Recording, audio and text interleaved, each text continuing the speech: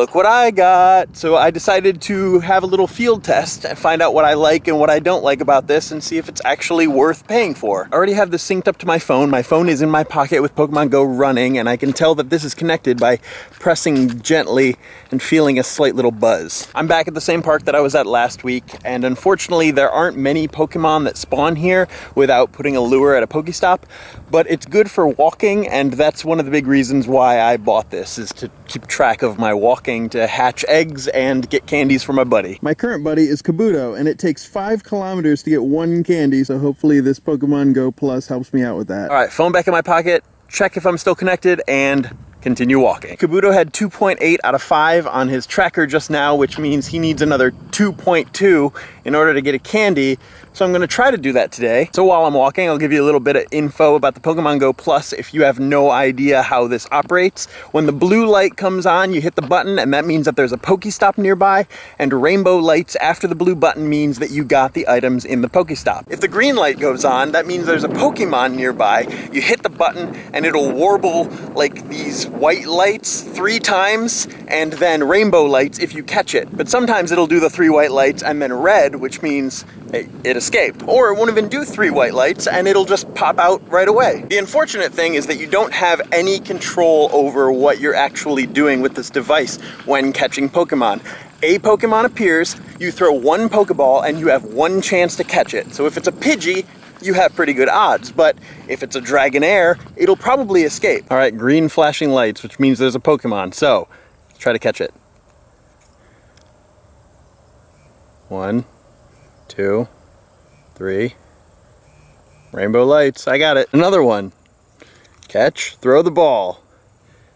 1, 2, 3. Did not get him. Of course I didn't. Now to see what you caught and didn't catch, you have to go into your journal on the game. So according to my journal, it says that I caught a Rattata, but Bellsprout ran away, and the Bellsprout was CP 511, so that's probably why it ran away. For something like a 511 Bellsprout, I would have at least thrown a raspberry first, because I always get a ton of raspberries at almost every single Pokestop, but you can't throw raspberries with the Pokemon Go Plus. You can only throw 1 Pokeball, and that's your 1 chance. So everyone knows that Pokestops refresh after 5 minutes, but I wanted to test this and see how soon it would be to let me know that there was a Pokestop if I stayed at a Pokestop. So before I started filming this video, I stayed at that little pavilion where there were 3 all in that one area. So I got all 3 stops with the Pokemon Go Plus. I set the Pokemon Go Plus down on the table, opened up my phone, set a timer for 5 minutes, and 5 minutes and 5 seconds later, this thing started going off again, telling me that I was near a Pokestop. So it's pretty good at notifying you if there's an active Pokestop if you're sitting at that Pokestop every 5 minutes, which can be very helpful. And it's really nice not needing to have my phone out to drain the phone's battery life when I can just have this and have it vibrate and let me know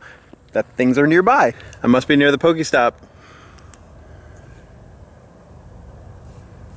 Got him. So I'm back at the pavilion near my car. I just checked the game on my phone, and Kabuto is very close to finding a candy, and I just wanted to go over my pros and cons list on the Pokemon Go Plus. In the pros category, it is actually very good at calculating your distance for your buddy Pokemon and for your eggs. Also, something I forgot to mention before, it will alert you if a Pokemon appears that is not already in your Pokedex. It will be a yellow light instead of a green light. And of course, the Pokemon Go Plus doesn't drain your phone's battery nearly as much as it would having the game on your phone, staring at it, walking around. Now for the cons list, obviously that you can only throw 1 Pokeball 1 time and that's it. For rare stuff, you don't get a chance to throw a Great Ball or an Ultra Ball or a Raspberry or more than 1 Pokeball if it busts out. If it busts out, you're done. Another con is that it doesn't immediately register that there are Pokestops around. I checked on my phone and Pokestops would pop up on my phone before they would on the Pokemon Go Plus. I had to almost be on top of the Pokestop for my Pokemon Go Plus to vibrate and let me know,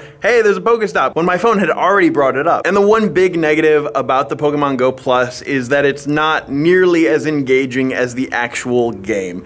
It's a push button. So it lets you know when you need to push the button, and you push the button, and that's it. The button has been pushed. And it's like pulling a lever on a slot machine. You either win or you don't. But with the Pokémon GO Plus, you can't battle in gyms, you can't influence your catch in any way by throwing a Raspberry or a Great Ball or an Ultra Ball. You have a really hard time catching rare Pokemon. But it's my understanding that the Pokémon GO Plus is not a stand-in for the game. It's for specific situations. See, it's going off again. Can you tell how long I'm taking to film this video? From my extremely limited experience with the Pokémon GO Plus sitting at my apartment and walking around the park today, I've had chances to catch Pokemon that I wouldn't have had my phone out for. I'll be watching something on YouTube and this will go off saying that there's a Pokemon nearby and I'll click to catch it and I'll either catch it or I won't, but without the Pokémon GO Plus, I wouldn't have even known it was there. And as for my kilometers traveled since activating the Pokémon GO Plus, it seems to be farther than I would have if I just had the phone out, just walking around with it. Because with having my phone in my pocket, I'm walking distances that I'm not even mentally counting towards my buddy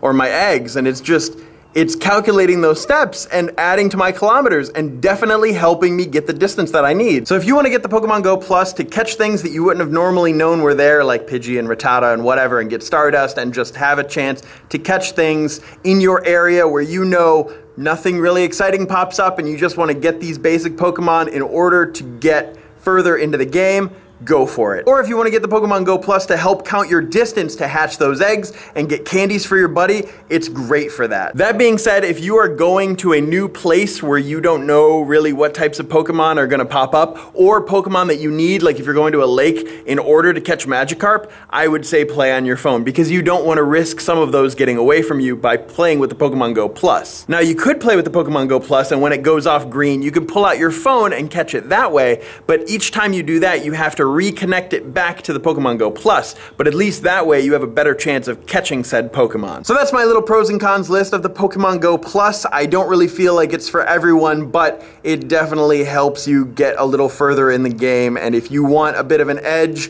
or to just get Stardust or distance, this is definitely a great tool for that. Have any of you guys played around with the Pokémon GO Plus yet? And if so, let me know in the comments down below, or if there are any tips or tricks that I forgot to mention in this video. Let's talk about them. As always, my name is Travis. Thank you for listening to what I have to say, and you will see me tomorrow.